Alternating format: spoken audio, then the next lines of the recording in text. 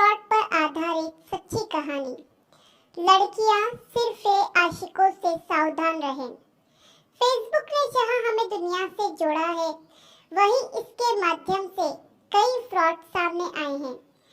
कहीं पर लड़के लड़की बनकर फ्रॉड कर रहे हैं, तो कहीं पर लड़कियों के साथ ही फ्रॉड हो रहे हैं। ऐसे ही एक फ्रॉड की असली कहानी आपके लिए लाई हूँ। आशा करती हूँ कि आपको यह कहानी पसंद आएगी और आप भी सावधान रहेंगे। उसने मुझे अपनी बहन बनाया था। कहता था कि मेरी कोई बहन नहीं है, प्लीज दीदी आप मेरी बहन बन जाओ। अगर दोस्ती की बात करता तो शायद मैं उसे मना कर देती, लेकिन वो बहन भाई के पवित्र रिश्ते की बात कर रहा था, इसलिए मैं उसे मना नहीं कर पाई। पूरे 3 महीने तक उसने मेरे साथ बहुत अच्छा व्यवहार किया। मुझे बहुत अच्छा इंसान लगा। ऐसा लगा कि जैसा वो सच में मेरा भाई है, और मैं उस पर भरोसा भी करने लगी।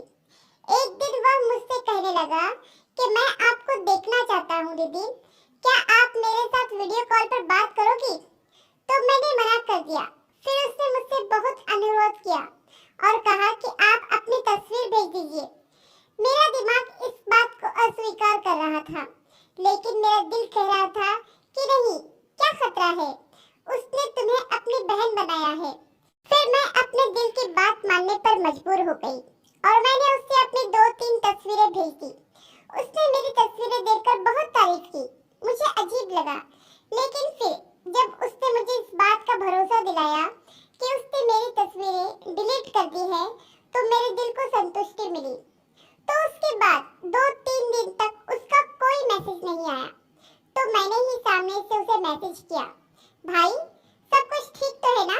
आपका 2-3 दिन से कोई मैसेज नहीं आया। मैंने जो उससे पूछा उसका तो उसने जवाब ही नहीं दिया, लेकिन अब उसका व्यवहार और बात करने का तरीका बिल्कुल बदल चुका था और मुझसे कहने लगा, श्वेता, काल्पनिक नाम, मुझे भाई नहीं कहना। तो मैंने कहा, क्यों भाई, क्या हुआ?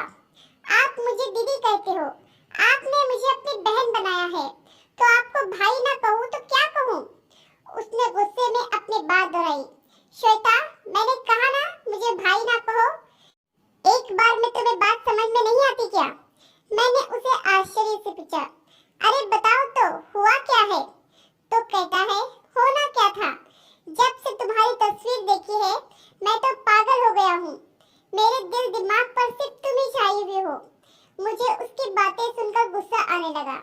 मैंने कहा, भाई तुम्हारा मतलब क्या है?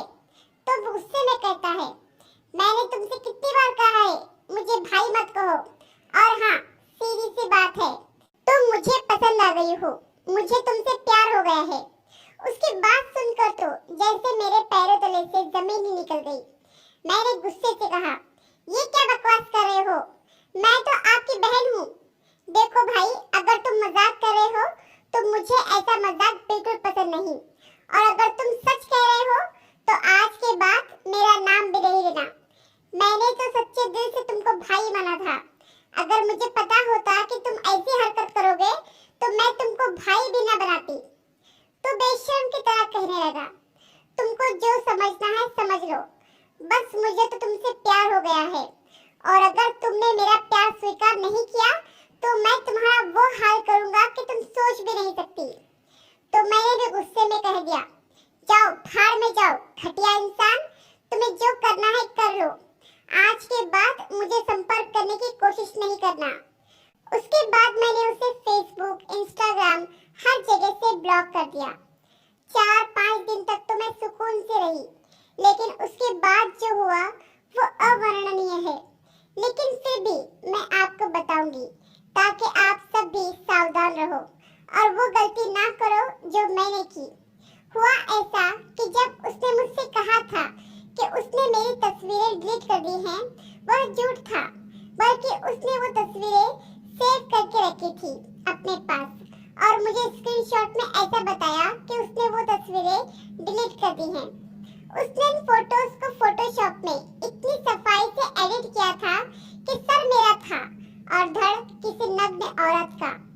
लेकिन सफाई ऐसी थी कि ऐसा प्रतीत हो रहा था कि वो मैं ही हूँ। उसने मुझे वो नग्न तस्वीरें दूसरे नंबर से भेजी क्योंकि मैं पागल ने उसे अपना व्हाट्सएप नंबर भी दे रखा था। पहले तो मुझे यकीन नहीं हुआ, फिर जब मैंने गौर से देखा तो मेरे होश उड़ गए। मुझे कुछ समझ नहीं आया क्या हुआ। खैर थोड़ी देर बाद जब मुझे होश आया तो मैंने उसे कॉल किया और गुस्से से बोला, भैया ये सब क्या है? उसने सामने से कहा, तुम अंधी हो क्या? तुम्हें दिखाई नहीं देता क्या है? मैंने रोते हुए कहा, भैया मुझे उम्मीद नहीं थी कि आप इस हद तक गिरोगे। आपने सब क्यों किया? तुम्हें ज्यादा नाटक करने की जरूरत नहीं है। या तो मुझसे प्यार करो वरना मैं इन तस्वीरों को वायरल कर दूंगा।